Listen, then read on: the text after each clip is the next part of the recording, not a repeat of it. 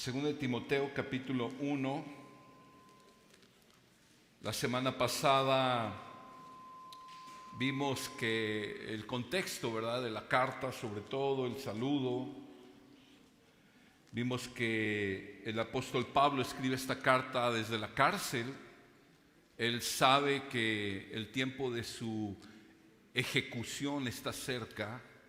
Él se lo hace saber a Timoteo. Él pronto va a morir. Y dirige esta carta a su amado hijo en la fe, a Timoteo. En el inicio de la carta, que fueron los primeros 7 versículos que vimos la semana pasada, vimos cómo Pablo agradece por Timoteo y por la fe sincera que Timoteo había manifestado por años. Pablo, en esa primera porción, exhorta a Timoteo a ser diligente con el don espiritual que Dios le había conferido, a mantenerse diligente sirviendo al Señor. Parece que Timoteo era tímido, batallaba con el temor a los hombres, y Pablo lo exhorta y le dice: Timoteo, no nos ha dado Dios espíritu de cobardía, sino de poder, de amor y dominio propio. Y entonces ahora vamos a ver el resto del capítulo 1, versículo 8 al 18. Y el énfasis de este primer capítulo y de esta porción que vamos a ver ahora es que Pablo llama a Timoteo a guardar el evangelio. Y le da 3 mandatos o 3 imperativos. Le dice: no te avergüences del evangelio. Sufre penalidades por el evangelio y guarda el evangelio. Y luego le ilustra con el ejemplo de 2 hombres que fueron infieles y no guardaron el evangelio, y le da el ejemplo de un hombre que se mantuvo fiel al guardar el evangelio. El título de esta enseñanza es: guarda el evangelio. Y aunque la carta originalmente fue dirigida a un pastor, a un líder, esta carta bien puede, obviamente, estar dirigida a ti y a mí, que queremos ser fieles hasta el final de nuestra vida caminando con el Señor. El Señor nos dice a ti y a mí: guarda el evangelio con todo tu corazón. Voy a leer el pasaje y luego me acompañas a orar, por favor. Dice el versículo 8: por tanto, no te avergüences del testimonio de nuestro Señor, ni de mí, prisionero suyo, sino participa conmigo en las aflicciones por el evangelio, según el poder de Dios. Él nos ha salvado y nos ha llamado con un llamamiento santo, no según nuestras obras, sino según su propósito, y según la gracia que nos fue dada en Cristo Jesús desde la eternidad, y que ahora ha sido manifestada por la aparición de nuestro Salvador, Cristo Jesús, quien puso fin a la muerte y sacó a la luz la vida y la inmortalidad por medio del evangelio. Para este evangelio yo fui constituido predicador, apóstol y maestro, por lo cual también sufro estas cosas, pero no me avergüenzo, porque yo sé en quién he creído y estoy convencido de que Él es poderoso para guardar mi depósito hasta aquel día. Retén la norma de las sanas palabras que has oído de mí en la fe y el amor que es en Cristo Jesús. Guarda mediante el Espíritu Santo que habita en nosotros el tesoro que te ha sido encomendado. Ya sabes esto, que todos los que están en Asia me han vuelto la espalda, entre los cuales están Figelo y Hermógenes. Concede el Señor misericordia a la casa de Onesíforo, porque muchas veces me dio consuelo y no se avergonzó de mis cadenas. Antes bien, cuando estuvo en Roma, me buscó con afán y me halló. El Señor le conceda que haya misericordia del Señor en aquel día. Además, los servicios que prestó en Éfeso, tú lo sabes mejor. Padre, te damos gracias por tu bondad manifestada en nuestras vidas.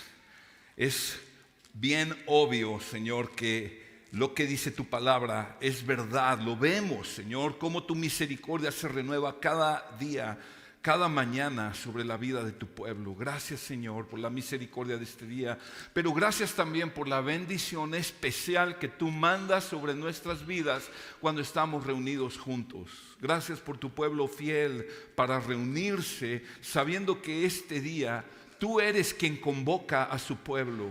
Gracias, Señor. Señor, ahora háblanos, por favor. Queremos que nuestro corazón se alinee con el tuyo. Queremos tu voluntad. Danos tu palabra. Y Señor, te ruego que me des el denuedo y el poder de tu Espíritu para predicar este mensaje. Te pedimos esto en el nombre de Jesús. Amén. ¿Alguna vez has perdido algo que tenía cierto valor para ti, un valor importante? Piensa esto, ¿alguna vez has perdido algo valioso? Algo que tenía valor. Y no estoy hablando de pérdidas como quien pierde un ser querido porque fallece. Estoy hablando de cuando pierdes algo por negligencia o por descuido o por exceso de confianza. ¿Alguna vez has perdido algo valioso que después te dolió haber perdido? Yo recuerdo cuando era adolescente. Bueno, la historia viene de más atrás. En 1970, el año en que yo nací, se jugó el fútbol, la Copa Mundial de Fútbol en nuestro país. Ganó la Copa Mundial Brasil. Por unos días, mientras la selección de Brasil estuvo en nuestro país, por unos días, y no sé si una semana o quizás más, la selección de Brasil se hospedó en la ciudad de Guanajuato. Allí hizo su lugar de su concentración. Entrenaban en el campo Nieto Piña, que es un campo de la Universidad de Guanajuato. De manera que hay gente de Guanajuato que tiene fotografías de Pelé, de Garrincha, etcétera, los grandes estrellas de la selección brasileña. Por alguna razón mi padre tenía muchos amigos y uno de sus amigos, yo creo no estaba en sus 5 sentidos, le regaló un autógrafo de Pelé. Venía en una postal en portugués. Era una postal muy bonita que se abría así. Yo me acuerdo perfectamente de ella y me acuerdo perfectamente del autógrafo de Pelé. Venía una postal de la selección brasileña que daban a sus fans y tenía el autógrafo de Pelé y se lo regalaron a mi papá.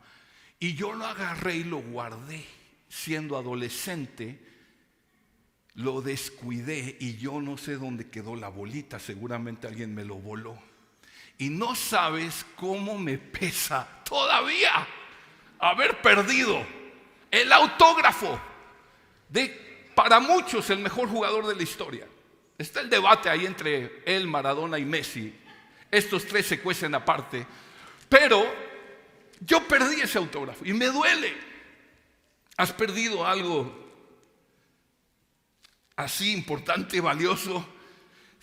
El perder algo así causa una sensación, sentimientos bien desagradables, frustrantes, ¿no es así?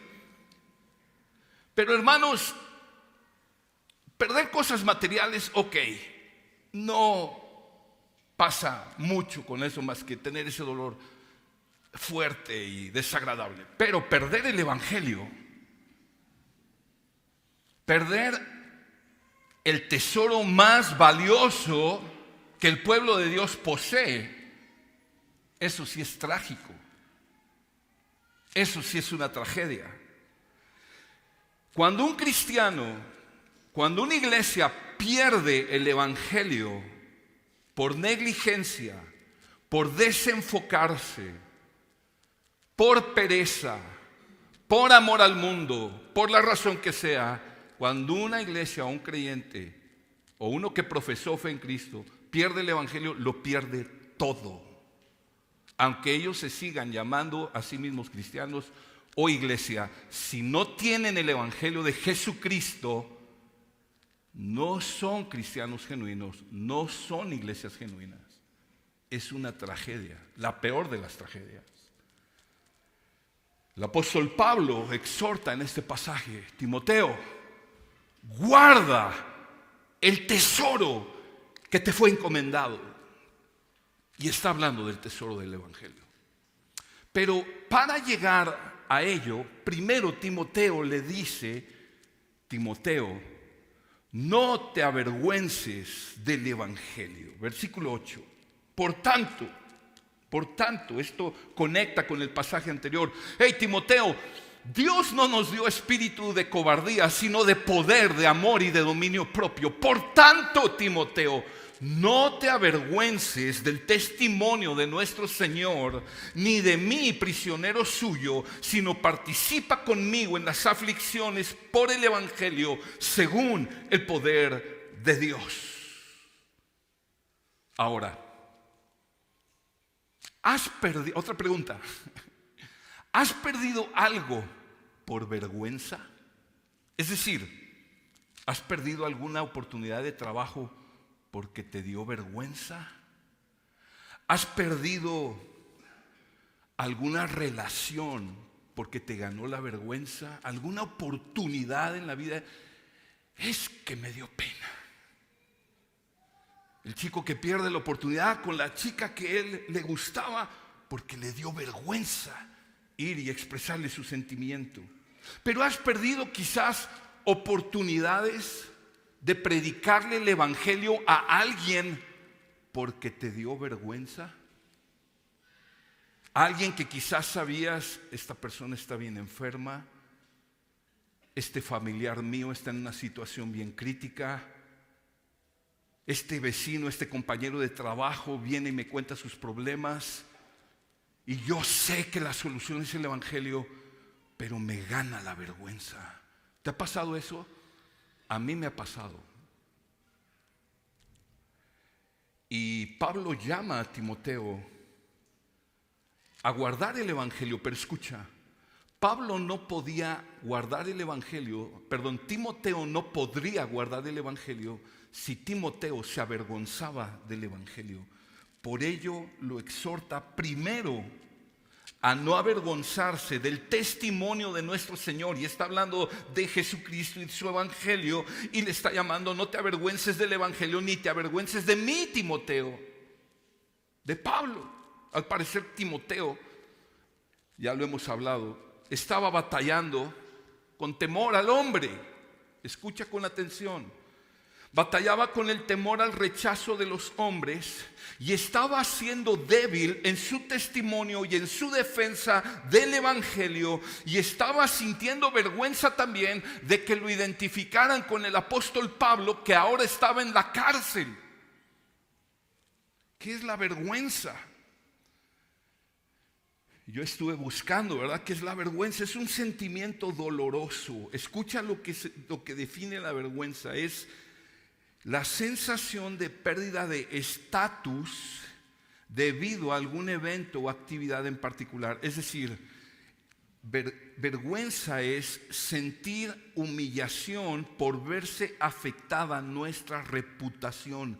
Vergüenza es que tengo miedo de que tengan una mala opinión de mí. Ay, ¿qué van a pensar de mí los demás? ¿Qué va a decir los demás? ¿Qué van a decir mis familiares? ¿Qué van a decir mis compañeros en la escuela? ¿Qué van a decir mis compañeros en el trabajo? Mis familiares. ¿Qué van a decir de mí? Es un sentimiento asociado totalmente al temor al hombre. Es tenerle temor al hombre. Tengo temor de lo que pueden opinar o pensar de mí. La vergüenza paraliza. La vergüenza nos detiene de cumplir el propósito de Dios de ir y hacer discípulos y de proclamar el evangelio en la tierra. Por ejemplo, Pedro, cuando negó a Jesús, vinieron y lo cuestionaron 3 veces y Pedro lo negó 3 veces. ¿Por qué? Porque tuvo vergüenza, es decir, tuvo temor a que lo identificaran con Jesucristo. Sintió temor del hombre, sintió vergüenza. Más tarde, el apóstol Pablo en la carta a los Gálatas, me parece, lo exhorta porque hace mención de Pedro, que cuando estaban los judíos, entonces se comportaba como judío y era hipocritón por temor a los hombres. Sentía vergüenza. La vergüenza paraliza. La vergüenza no es exclusiva de los tímidos como Timoteo. la vergüenza también afecta a los impetuosos y extrovertidos como el apóstol Pedro.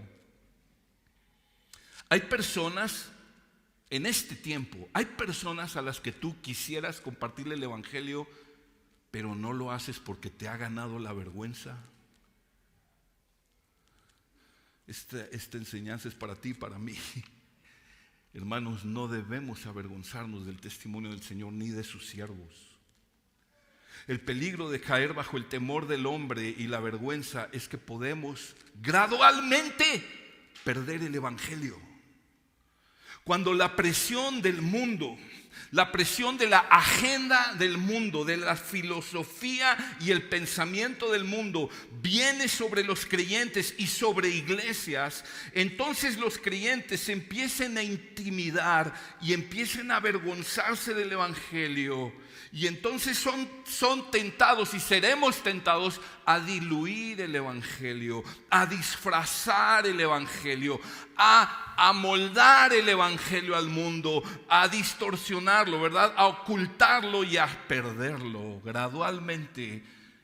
Esto no se da de la noche a la mañana, pero si se pierde el evangelio, se pierde todo. Jesús advirtió acerca de ello en Lucas capítulo 9, versículo 23 al 26. Jesús dijo lo siguiente: y a todos les decía, si alguien quiere seguirme, niéguese a sí mismo, tome su cruz cada día y sígame, porque el que quiera salvar su vida la perderá, pero el que pierda su vida por causa de mí, éste la salvará. Pues, ¿de qué le sirve a un hombre haber ganado el mundo entero si él mismo se destruye o se pierde? ¿De qué le sirve a los hombres?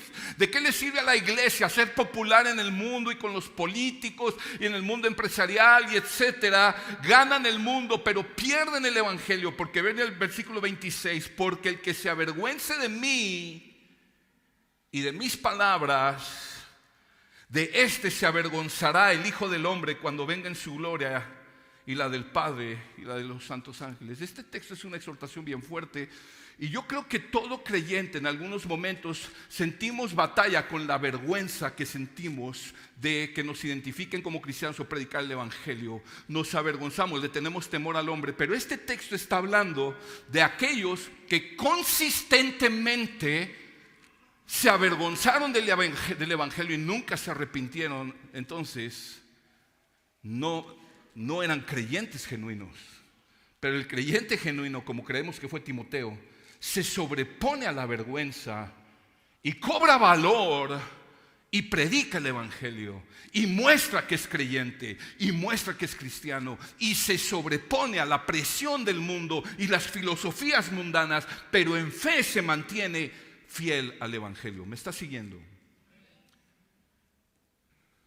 Por eso Pablo le dice ahí en el versículo 8: por tanto, no te avergüences del testimonio de nuestro Señor, ni de mí, prisionero suyo. Y mira lo que dice: sino participa conmigo en las aflicciones por el evangelio, según el poder de Dios. Hermanos, el llamado que Pablo le está haciendo a Timoteo es estar dispuesto a sufrir las aflicciones que conllevan el abrazar el evangelio de Cristo. Hermanos, el ser cristiano, el ser fiel a Dios, conlleva sus propias aflicciones. Vienen incluidas en el paquete. Estas aflicciones de las que está hablando Pablo son causadas por el rechazo del mundo, la burla del mundo en contra del evangelio y de los cristianos, injusticias, abandono, aislamiento, persecución, sufrimientos que el mundo ocasiona a la iglesia y a los creyentes, e incluso el martirio muchas veces. Pero somos llamados a participar, a no avergonzarnos del evangelio y a participar de esas aflicciones, dice al final del versículo 8, según el poder de Dios. Gracias a Dios que no es en nuestras fuerzas. Somos bien tentados a querer sobreponernos. Es que me da vergüenza sobreponernos al temor del hombre, sobreponernos todo eso en nuestras fuerzas. Dios no espera que sean nuestras fuerzas, es en el poder de Dios. le acababa de decir: Timoteo, Dios no nos ha dado espíritu de cobardía, sino de poder, de amor y dominio propio. Es en el poder del Espíritu Santo que uno vence la vergüenza y el temor al hombre. Pero además, creo yo que la clave para vencer la vergüenza está en los versículos 9 y 10. O sea, es en el poder de Dios, pero escucha, en los versículos 9 y 10, Pablo, o sea, en el versículo 8, Pablo da el imperativo, da el mandamiento, ¿ok? No te avergüences del evangelio, ¿ok? Es el mandamiento, pero acuérdate, normalmente en el Nuevo Testamento, cuando hay un mandamiento, tú buscas el contexto y vas a encontrar el indicativo, es decir, te estoy mandando esto, pero te estoy indicando cómo lo puedes hacer, ¿ok? Este es el indicativo, el cómo. Y empieza Pablo en 2 versículos, versículos 9 y 10, habla del evangelio de Jesucristo. De ese evangelio que estamos llamados no a avergonzarnos, él me encanta cómo hace una descripción concisa del evangelio. Necesitamos ver lo que vio Pablo cuando contempló el evangelio. Dice versículo 9 y 10: Él nos ha salvado y nos ha llamado con un llamamiento santo, no según nuestras obras, sino según su propósito y según la gracia que nos fue dada en Cristo Jesús desde la eternidad, y que ahora ha sido manifestada por la aparición de nuestro Salvador, Cristo Jesús, quien puso fin a la muerte y sacó a la luz la vida y la inmortalidad por medio del evangelio. Vamos a ver lo que vio Pablo en este texto. Pablo está definiendo aquí, hablándonos del evangelio. Versículo 9 dice: Él nos ha salvado. El evangelio es esto, hermanos. El evangelio es un anuncio.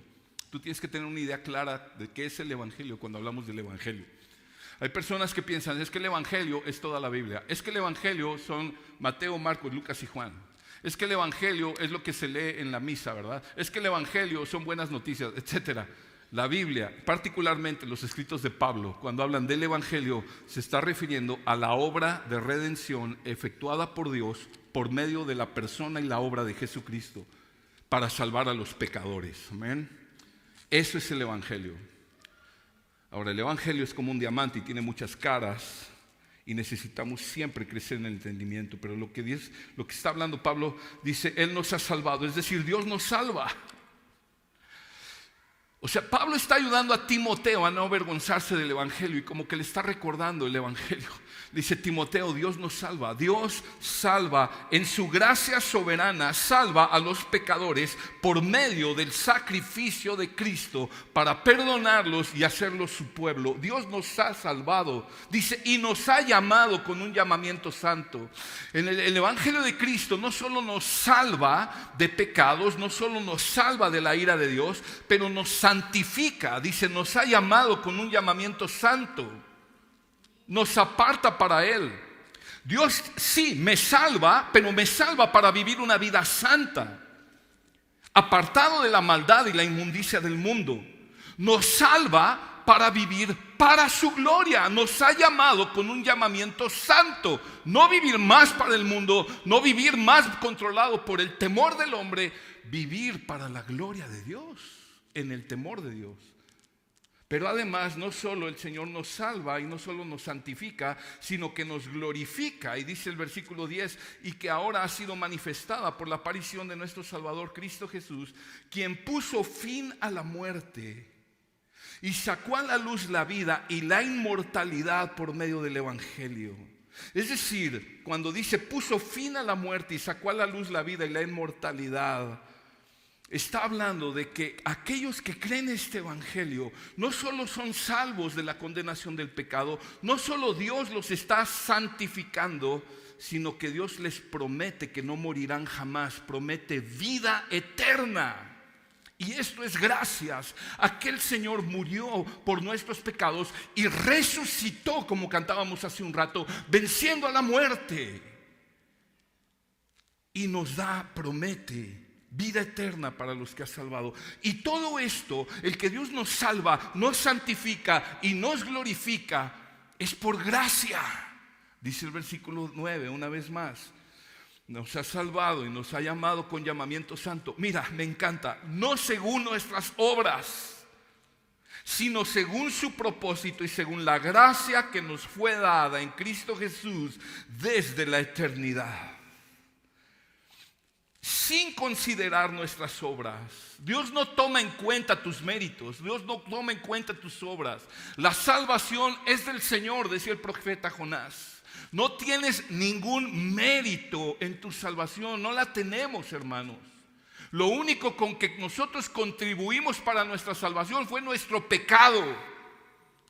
Él nos salvó por gracia, sin merecerlo. Ninguno de los salvos lo hemos merecido, sin tomar en cuenta nuestras obras, solo por gracia y según su propósito. Y nos salvó desde la eternidad. Me encanta porque dice, sino según su propósito y según la gracia que nos fue dada en Cristo Jesús desde la eternidad. La Biblia enseña claramente que desde antes de Dios crear el mundo y todo lo que existe, Dios había determinado que iba a salvar a su pueblo, que iba a enviar a su Hijo a morir por sus pecados y que iba a apartar un pueblo para Él. Y eso es solo por gracia y lo determinó desde la eternidad. Desde antes de fundar el mundo, Dios ya había determinado salvarnos. No ganaste la salvación por méritos, no puedes mantener tu salvación por méritos, no puedes mantener la obra de salvación, no puedes mantener tu salvación por obras, porque te fue dada por gracia.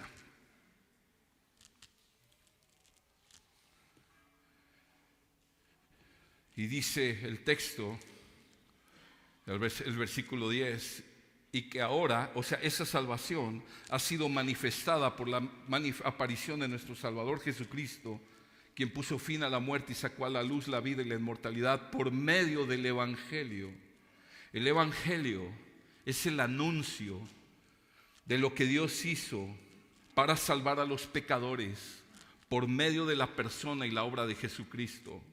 Es el anuncio de que Dios gratuitamente salva a pecadores por medio de la muerte y la resurrección de Cristo. Aquellos que creen con todo su corazón en el Evangelio de Jesucristo son salvos. Contempla al Dios que te salvó. Pablo está ayudando a Timoteo. ¿Cómo puede Timoteo vencer la vergüenza? ¿Cómo podemos tú y yo vencer la vergüenza por el Evangelio? En el poder de Dios, contempla el Evangelio de Cristo. Él te rescató. Él te está haciendo santo y promete que no morirás jamás. Medita en estas verdades, profundiza en ello todos los días. Dios te salvó de la condenación del pecado. Te está salvando ahora del poder del pecado y te salvará de la presencia del pecado. Justificación, santificación, glorificación. Justificación, Dios me salva de la condenación del pecado. Santificación, Dios me salva del poder del pecado. El pecado no puede volverme a esclavizar porque ahora tengo espíritu de poder, de amor y dominio propio. Y Dios me salvará cuando me glorifique, nos glorifique de la presencia del pecado. Cuando Jesús vuelva y nos lleve con Él, no habrá más presencia de pecado ni en el ambiente ni en nuestros miembros. Será glorioso.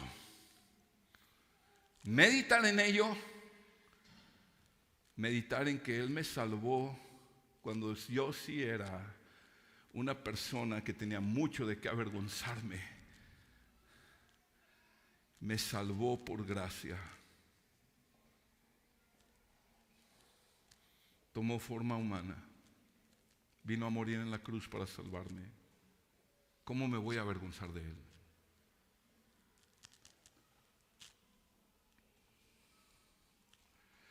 Si alguien fue expuesto a la vergüenza del mundo, fue Jesús. Piensen esto. Jesús fue traicionado por sus amigos. Fue vendido por uno de sus más cercanos. Fue abandonado. Todos se fueron. Lo negaron. Uno, muy obviamente como Pedro, pero el resto también lo negó cuando huyeron. Lo sometieron a un juicios injustos con falsos testigos que lo calumniaron. un grupo de soldados, un nutrido grupo de soldados romanos, lo desnudó, le dieron puñetazos en la cara, le arrancaron las barbas con las manos, le escupieron el rostro, lo disfrazaron con un manto y con una corona de espinas, lo golpearon, lo trataron como un delincuente de lo peor. Cuando Pilato pregunta al pueblo, el pueblo prefirió a un homicida como Barrabás en su lugar. Caminó 1,5 kilómetros aproximadamente, cargando un madero como de 45 kilos, mientras todo el pueblo lo insultaba, se burlaba de él. Lo desnudaron completamente y lo clavaron en una cruz públicamente delante de su madre, sus hermanos, sus amigos y todo el pueblo. Jesús fue sometido a las peores de las vergüenzas por parte de los líderes religiosos, los líderes políticos, los líderes militares y el pueblo entero. Pero a Jesús nunca lo detuvo la vergüenza del mundo.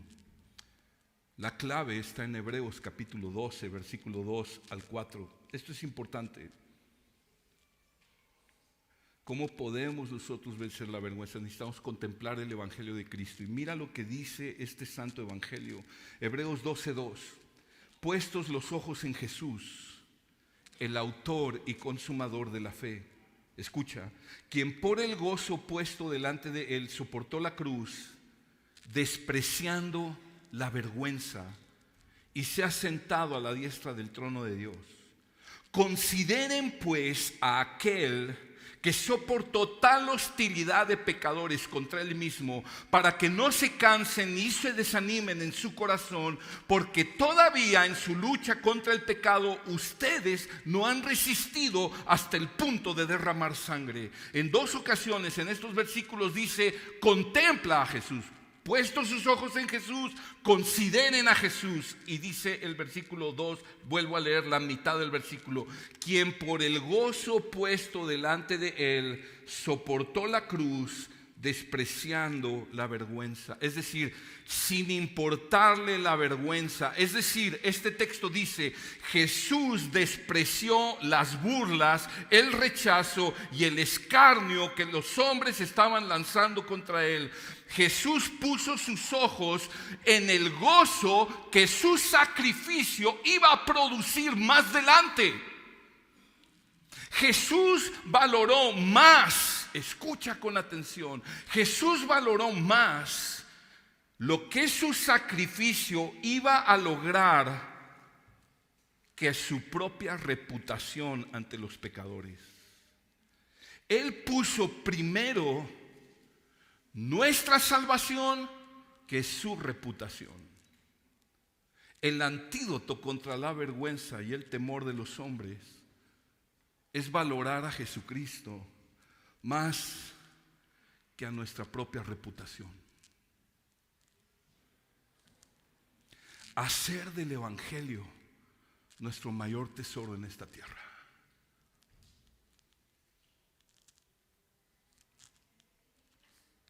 Joven, cuando a ti te presionan para que veas pornografía, para que tengas relaciones sexuales,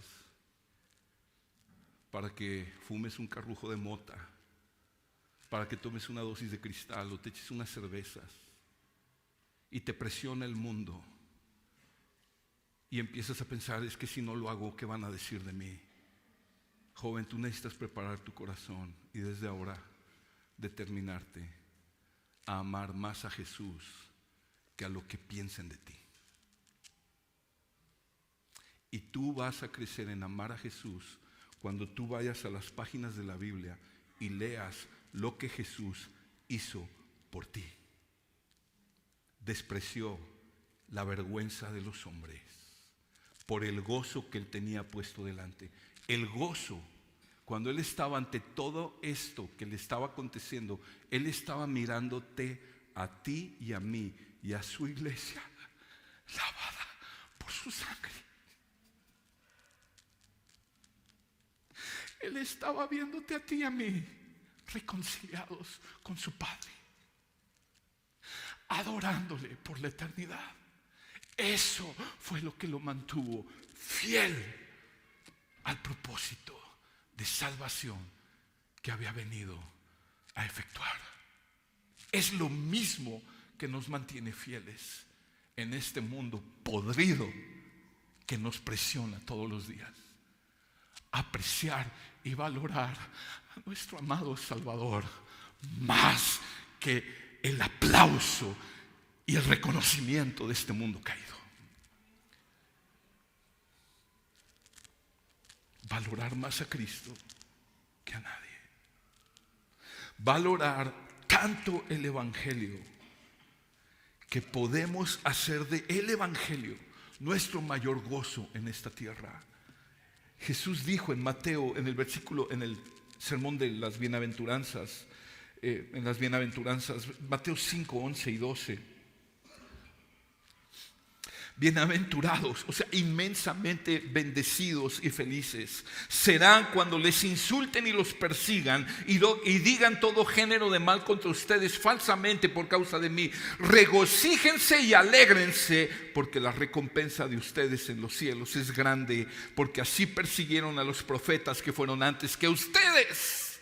Cuando el mundo te presiona y empiezas a sentir los tentáculos de la vergüenza, recuerda esta promesa: me espera la gloria en el cielo. ¿Cómo voy a negar a mi Salvador? Él no me negó a mí, Él murió por mí. ¿Cómo voy a negarlo? Me espera la gloria en el cielo. ¿Qué tiene más valor para ti? ¿La opinión que la gente y los demás tienen de ti? ¿O la opinión que el Señor tenga de ti? ¿Qué estás valorando más en tu corazón? ¿Tu reputación o la reputación de aquel que se entregó para salvarte?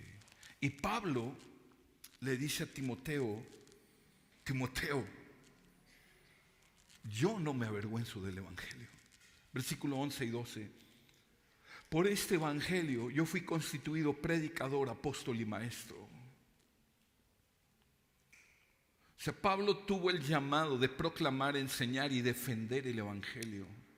Y escucha, ese llamado le costó ir a la cárcel y le costó la vida. Literalmente a Pablo lo mataron por proclamar y guardar el Evangelio hasta el final. ¿Estás conmigo?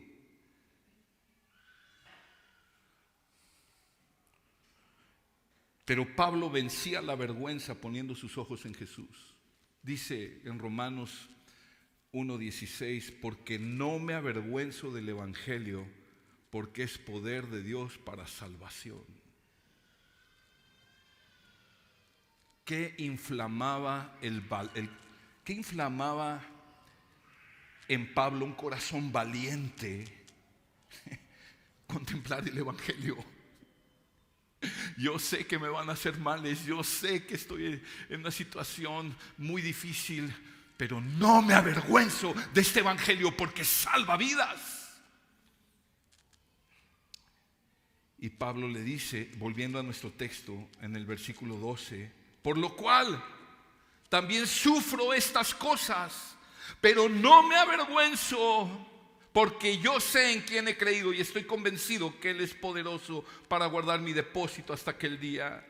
Pablo conocía a Jesús. Dice: no me avergüenzo porque yo sé en quién he creído. Cuando él dice yo sé en quién he creído, él está hablando: yo conozco a mi Salvador. No solo conozco la doctrina y la teología, experiencialmente tengo una relación con Él.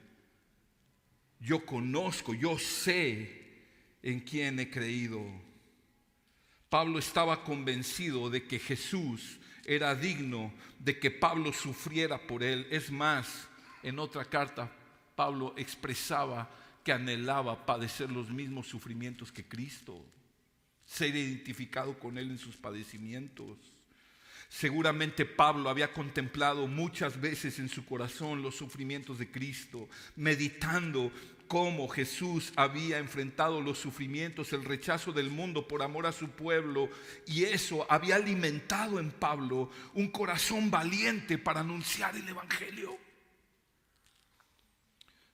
Pero Pablo dice al final del versículo 12: yo sé en quién he creído y estoy convencido de que Él es poderoso para guardar mi depósito hasta aquel día. Estoy convencido de que Él va a cumplir sus promesas de salvación en mi vida. Él me va a conceder la salvación eterna que tanto anhela mi alma. Parece que es lo que está diciendo Pablo.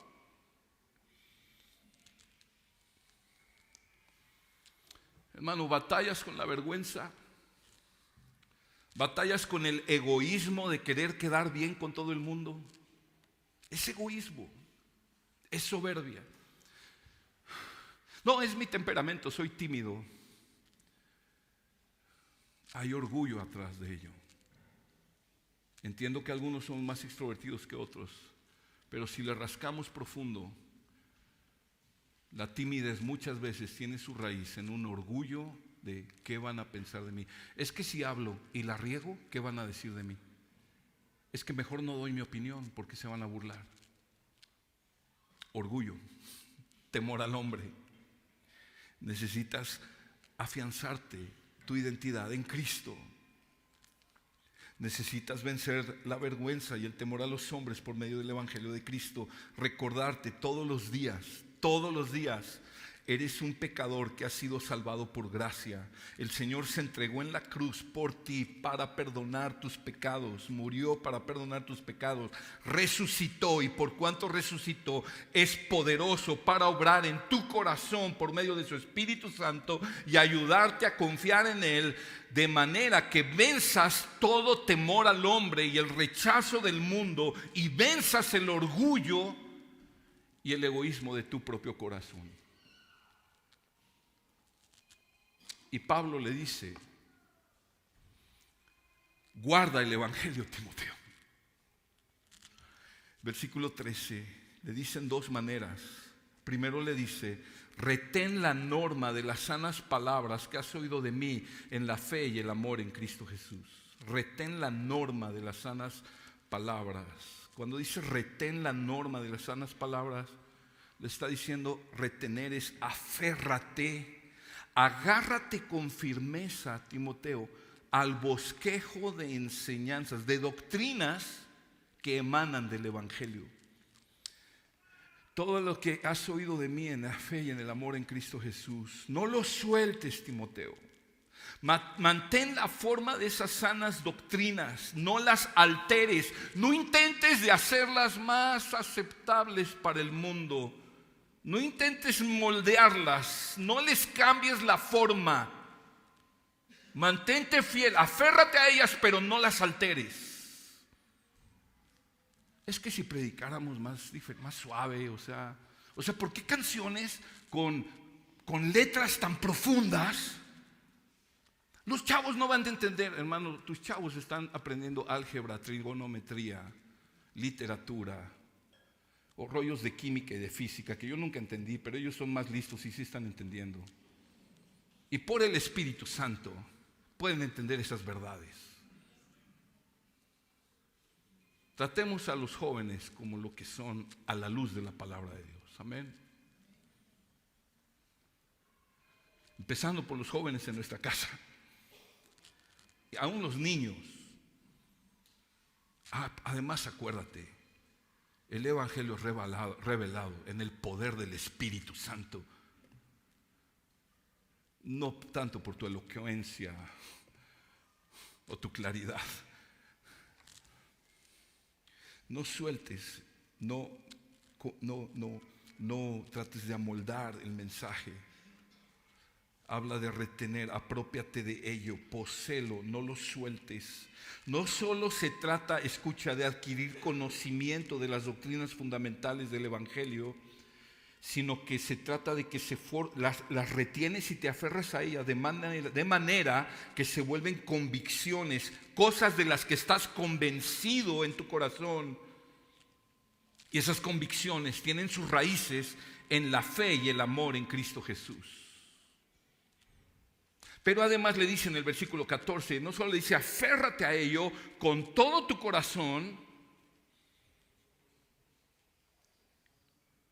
guarda mediante el Espíritu Santo que habita en nosotros el tesoro que te ha sido encomendado. Guárdalo. Y guardarlo quiere decir presérvalo, protégelo tomando medidas cuidadosas para que no se dañe o para que no se pierda. Somos llamados, bueno, Timoteo y los líderes, pero también todo cristiano, retener el evangelio, pero proteger el evangelio.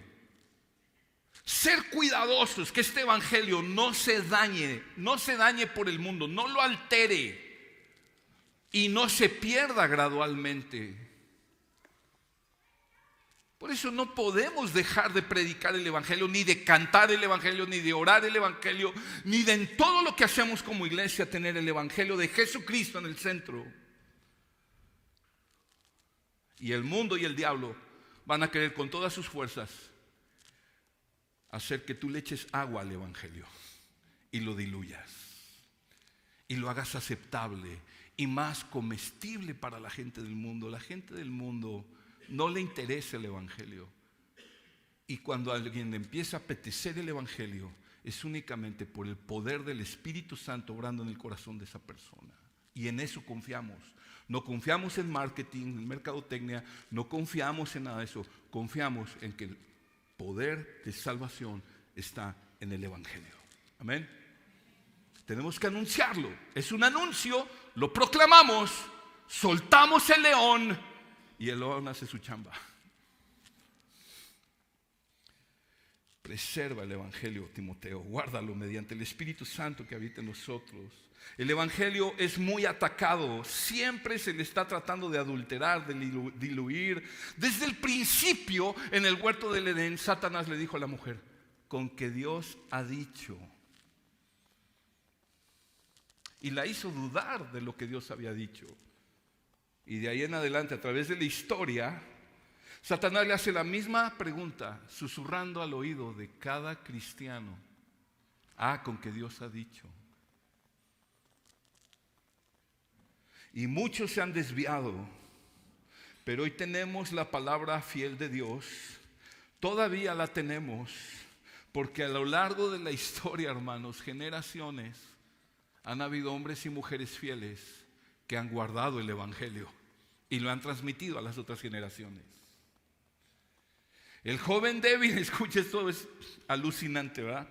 O sea, Pablo le está diciendo esto al joven enfermizo, débil, frágil Timoteo, que se le había encomendado el tesoro del evangelio. Guárdalo. O sea, se lo encargó a un frágil de primera proteger y preservar el evangelio, así como Dios nos hace el encargo a ti y a mí con todas nuestras debilidades. Protege el evangelio, guarda el evangelio. La buena noticia es que dice ahí, guarda mediante el Espíritu Santo. Qué énfasis también en el Espíritu Santo en estos textos. Es en el poder del Espíritu Santo que podemos guardar el evangelio. Solo el Señor es suficiente. Es el mismo Espíritu Santo que inspiró la Biblia, el que nos da su palabra, el que nos revela el evangelio. Es Él el que nos ayuda a guardar el evangelio a pesar de nuestras debilidades.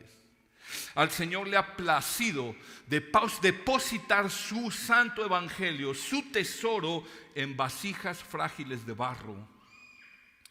Pero el Señor mismo guarda su tesoro y nos ayuda a nosotros a guardarlo. Necesitamos mantenernos fieles. Dice John Stott lo siguiente: podemos ver cómo se habla en contra de la fe evangélica y se ridiculiza el mensaje apostólico del Nuevo Testamento. Quizás tengamos que presenciar una creciente apostasía en la iglesia. Eso está sucediendo a medida que nuestra generación abandona la fe de sus padres. No tengas miedo. Dios nunca permitirá que la luz del evangelio se apague finalmente. Es cierto que nos la ha confiado a nosotros, criaturas frágiles y fiables y falibles. Ha puesto su tesoro en vasijas de barro quebradizas y debemos desempeñar nuestro papel en guardar y defender la verdad. Sin embargo, al confiar el depósito del Evangelio en nuestras manos, el Señor no ha quitado las suyas de encima. Glorioso.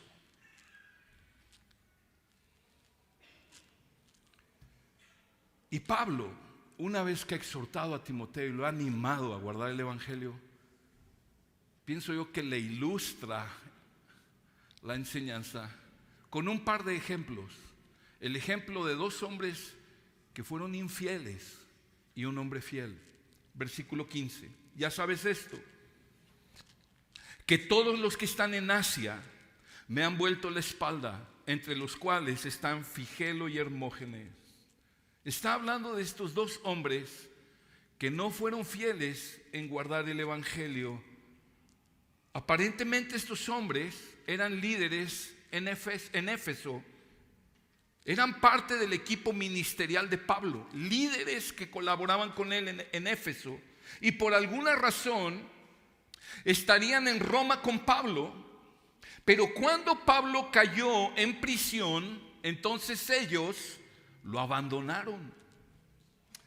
Seguramente estos hombres predicaban el Evangelio, pero cuando la prueba se puso difícil y vino la persecución, desertaron porque se avergonzaron de la prisión de Pablo y del Evangelio. Se avergonzaron de Cristo y le dieron la espalda al apóstol. En esta carta, lo vamos a ver en las siguientes semanas, Pablo menciona en total a 5 hombres que desertaron, que no se mantuvieron fieles. Estos son los 2 primeros, pero después va a mencionar a Himeneo y Fileto, me parece en el capítulo 2, y en el capítulo 4 va a mencionar a Demas, dice: quien me abandonó amando más este mundo. Cuando arrecia la prueba, se manifiesta lo que hay en nuestro corazón. Cuando la presión del mundo, cuando la presión de los familiares, cuando la presión de las cosas tras las que anda nuestro propio corazón aumenta, se manifiesta lo que hay en el corazón genuinamente, y se manifiesta cuáles son las verdaderas convicciones. Y si estas convicciones no están arraigadas en la fe y en el amor de Cristo Jesús, y no están empoderadas por el Espíritu Santo, entonces al arreciar la prueba, los hombres sucumben, vencidos por el temor al hombre, o por el amor al mundo, o por el amor a su propio pecado. Y es triste leer de estos hombres que dieron la espalda, que eran siervos que estaban con Pablo y dieron la espalda. Es triste hoy en día oír de hombres que estaban predicando y sirviendo al Señor y de pronto le dan la espalda y abandonan la fe y el Evangelio. Es triste. Y te digo, no se da de la noche a la mañana, viene gradualmente, poco a poco. Pero es muy alentador oír de hombres que permanecen fieles. Y Pablo menciona aquí a un hombre llamado Onesíforo, versículo 16 al 18. Concede el Señor misericordia a la casa de Onesíforo, porque muchas veces me dio consuelo y no se avergonzó de mis cadenas. Antes bien, cuando estuvo en Roma, me buscó con afán y me halló. El Señor le conceda que haya misericordia del Señor en aquel día. Además, los servicios que prestó en Éfeso, tú lo sabes mejor. Wow. Al parecer, Onesíforo era un servidor en la iglesia. No era un líder, no era un pastor, era un servidor. De esos servidores fieles que siempre hay en toda iglesia. Ese hombre fue perseverante, dice el texto, para buscar a Pablo en prisión y no se avergonzó de él. Imagínate, él arriesgó su propia vida buscando a Pablo. Él bien pudiera, por lo que dice el texto, no le fue fácil encontrarlo. Él perseveró para encontrarlo. Él no salió a buscar a Pablo en qué prisión estaba, como don Ramón salía a buscar trabajo, buscando no encontrar, ¿verdad? Así como dicen, bueno, Señor, tú sabes que lo busqué, no lo encontré, ni modo, yo me regreso. Pero la verdad es que el miedo. Pero no, este hombre fue fiel y se aferró hasta que encontró a Pablo. Dice, muchas veces me dio consuelo y no se avergonzó de mis cadenas.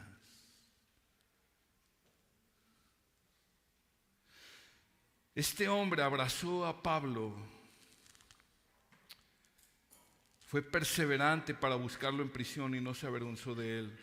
Los hombres fieles buscan cómo hacer bien al prójimo. Los hombres fieles al Evangelio buscan cómo hacer el bien que les ha sido hecho por Dios, hacérselo a su prójimo, especialmente a los que sufren por causa del Evangelio. Y este hombre abrazó a Pablo en su momento de mayor necesidad y lo consoló y le refrescó su alma simplemente con su presencia, con estar ahí con él. Onesíforo abrazó a Pablo así como Onesíforo había sido abrazado por Cristo. Eso es mantenerse fiel al Señor y al ministerio.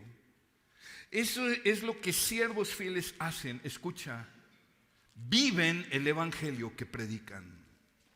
Extienden gracia, misericordia, favor aún cuando sus vidas y su reputación se ponen en riesgo.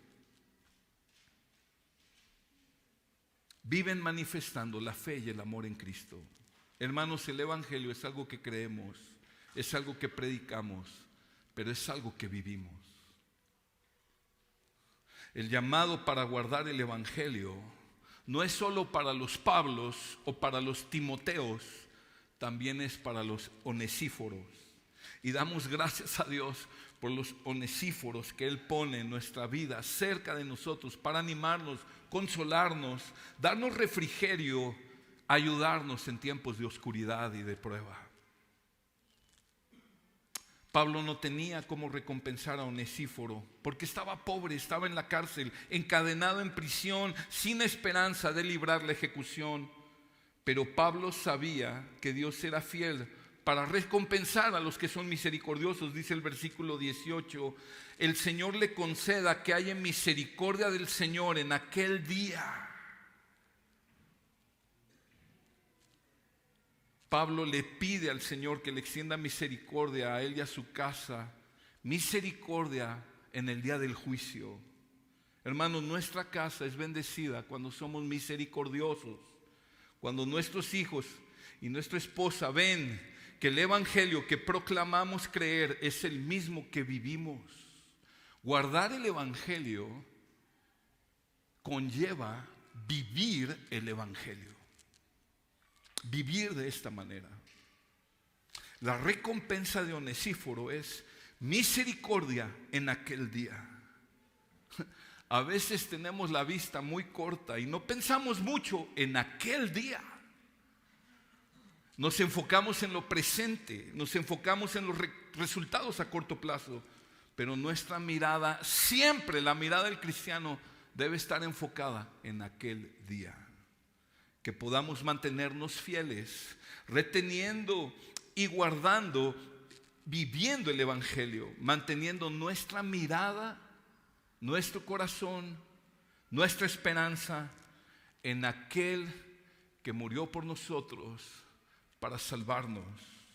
Hermanos, hoy podemos estar aquí reuniéndonos porque Pablo fue fiel hasta la muerte. Porque Timoteo, podemos entender, fue fiel. Cuando tú lees en Hebreos capítulo 13, habla de que Timoteo fue a la cárcel por el evangelio. Él venció realmente la vergüenza y sufrió los sufrimientos de Cristo y se mantuvo fiel. Y por ello tenemos las cartas del Nuevo Testamento y la iglesia siguió avanzando.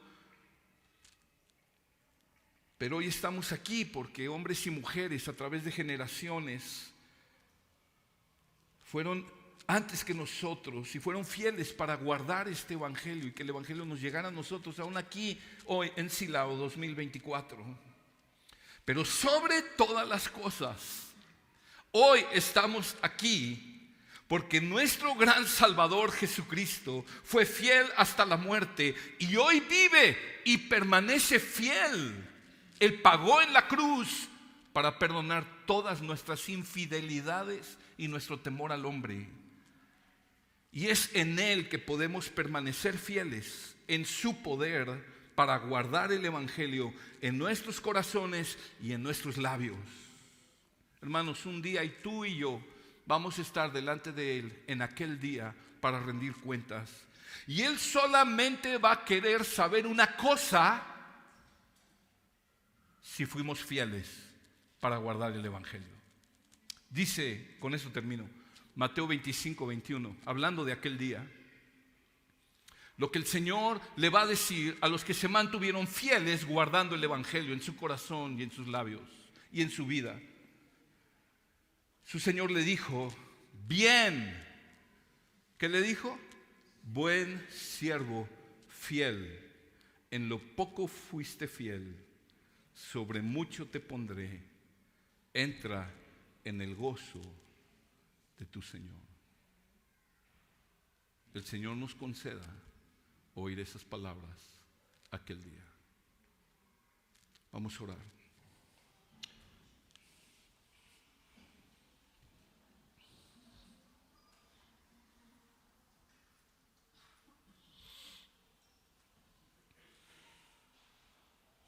Señor, gracias por tu palabra. Señor, gracias porque tu palabra es tan oportuna en este día para nosotros. Señor, tú conoces el corazón de cada uno de nosotros y cómo nuestro corazón día tras día está sometido bajo presión, bajo muchas voces de afuera y aún dentro de nuestro propio corazón engañoso para alinearnos con la agenda de este mundo. Padre, perdona nuestro temor al hombre, perdona las veces que nos hemos avergonzado. Perdónanos, Señor, pero hoy te damos gracias porque podemos saber que Cristo murió en la cruz para perdonar nuestras infidelidades y nuestro temor al hombre. Señor, gracias porque tú prometes que tu iglesia va a perseverar aún en medio de las tinieblas, porque tú la edificas y tú guardas tu evangelio. Pero Señor, queremos estar entre los hombres y mujeres que permanecieron fieles hasta el final para guardar este glorioso evangelio. Tú nos sostendrás, Señor, en medio de toda tormenta. Señor, concédenos perseverar fieles, concédenos retener y guardar tu evangelio. Señor, concédenos vivir en la fe y el amor de Cristo, vivir la vida del evangelio, dependiendo del poder de tu Espíritu Santo. Amado Señor, concédenos abrazar estas convicciones, estas verdades en nuestro corazón, de manera que se vuelvan convicciones. Queremos vivir contemplando el glorioso evangelio de Cristo, anunciándolo, viviéndolo y siempre en el poder de tu Espíritu Santo.